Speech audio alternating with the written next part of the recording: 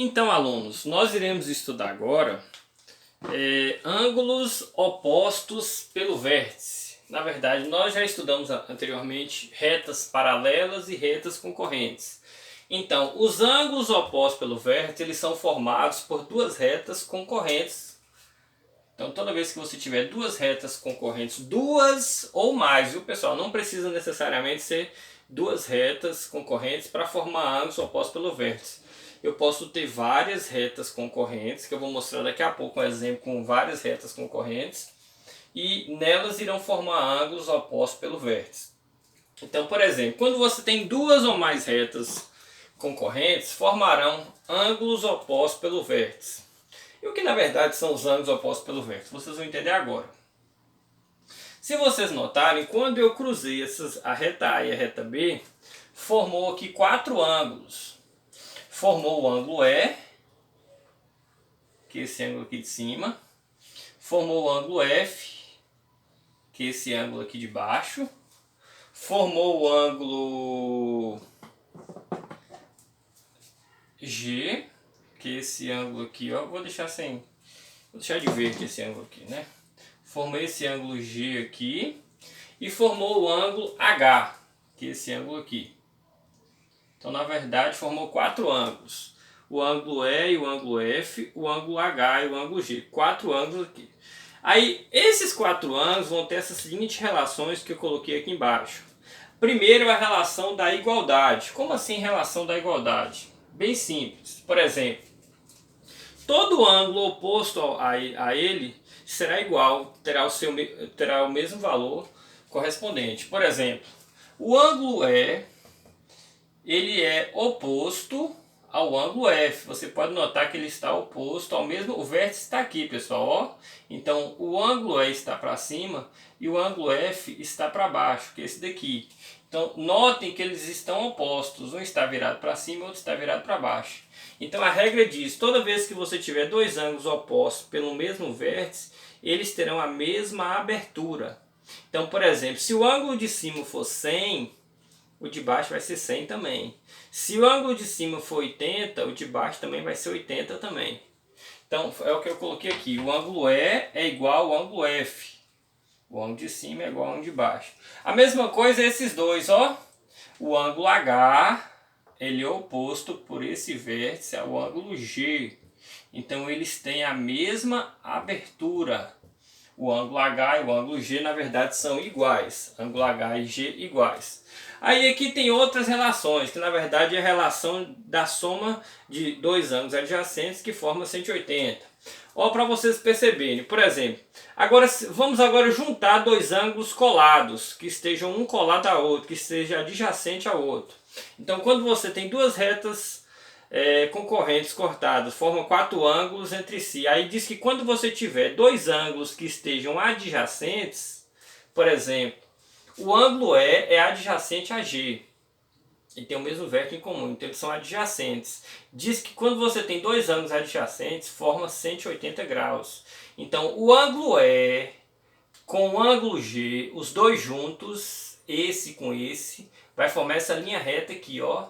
E essa linha reta corresponde a um ângulo 180 graus. Então, o ângulo E mais o ângulo G é igual a 180 graus. Foi o que eu coloquei aqui. A mesma coisa, o ângulo E mais o ângulo H. Vamos caçar E e H? Vou fechar aqui para vocês entenderem. Cadê E e H? E e H é esses dois, ó. E e H, na verdade, são esses dois. H e E. Então, ó, o ângulo pequeno com o grande, ó, os dois juntos, vai formar essa linha reta aqui, ó. Que é um ângulo de 180 graus. Então, os dois são adjacentes. O ângulo H e o ângulo F, os dois adjacentes, vamos caçar H e F. O H e F aqui, ó. Ó, H e F são esses dois, ó. Esse pequeno com esse grande vão formar 180 graus. Aí, para finalizar, o ângulo F e o ângulo G, que esses dois de baixo aqui, ó, vão formar também 180 graus, que é a linha reta. Então, a regra diz, quando você tiver dois ângulos adjacentes e eles forem cruzados por retas concorrentes, como está aqui, esses dois ângulos adjacentes juntos formarão 180 graus. Eu provei aqui, né? Esse mais esse, 180. Esse mais esse, 180. Esse mais esse, 180. Então, forma uma linha reta. E a outra regra, a regra final, é que a soma dos 4 ângulos vai formar um giro completo, que é um ângulo de quê? 360 graus. E então o ângulo E mais um ângulo F mais um ângulo G mais um ângulo H formará um ângulo de 360 graus. Então, pessoal, vamos para exemplos. Eu vou apagar aqui para mostrar uns exemplos para vocês, que vocês irão entender o que eu estou querendo dizer. Eu vou tirar os valores aqui, as letras, perdão, e vou colocar valores que vocês irão entender melhor. Por exemplo, se eu falo que esse ângulo aqui mede 135 graus, aí eu quero descobrir o valor desse ângulo aqui, ó, que eu vou chamar de X. Aqui eu vou chamar de X, que eu não sei esse ângulo qual é. Esse aqui eu vou chamar de Y. É tudo a mesma cor, né? De Y. E esse aqui eu vou chamar de Z. Eu não sei o valor de nenhum. Então, primeiro, para você descobrir os valores de X, Y e Z, você vai ter que aplicar o conceito. A primeira coisa é, qual que é o oposto a ele? Então, o Y é oposto a ele. Então, eu já sei que Y é a mesma coisa, né? É igual a 135 graus. Então, eu já sei que o valor de Y é 135 graus, porque os dois são, na verdade, ângulos opostos pelo vértice. E a regra diz que dois ângulos opostos pelo vértice, eles são iguais. Aí, para mim descobrir o valor de X é muito simples. Aí você vai ver o seguinte, os dois juntos formam o quê? Lembra que eu expliquei anteriormente? Dois ângulos adjacentes, opostos pelo vértice, que estão, no caso, com retas concorrentes. Quando você tiver dois ângulos adjacentes colados, um colado ao outro, os dois juntos irão formar 180 graus. Então, para eu saber o valor de X, é só eu pegar 180 menos 135.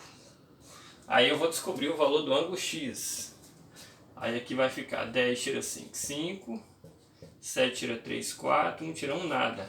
Então, o ângulo X é igual a 45 graus. Então, esse ângulo aqui, ó, é igual a 45 graus.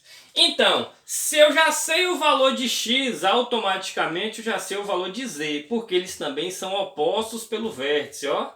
Então, se eles são opostos pelo vértice, o valor de Z também vai ser de 45 graus. Então, ó, esse é oposto a esse. Então, esse é igual a esse. Então, se aqui é 135, o de baixo também é 135. Aí, se eu sei esse, automaticamente eu sei esse. Porque os dois juntos formarão 180 graus. Então, para mim saber o que falta para 180, é só eu diminuir 180 dele, que deu 45. Sabendo esse, automaticamente eu sei o outro. Vamos ver mais um exemplo aqui, rapidinho. Por exemplo, imagine que eu fale assim, ó. Esse ângulo aqui, ele vai medir 120 graus. Aí aqui eu vou ter o que, ó? X mais 40. E aqui eu tenho Y.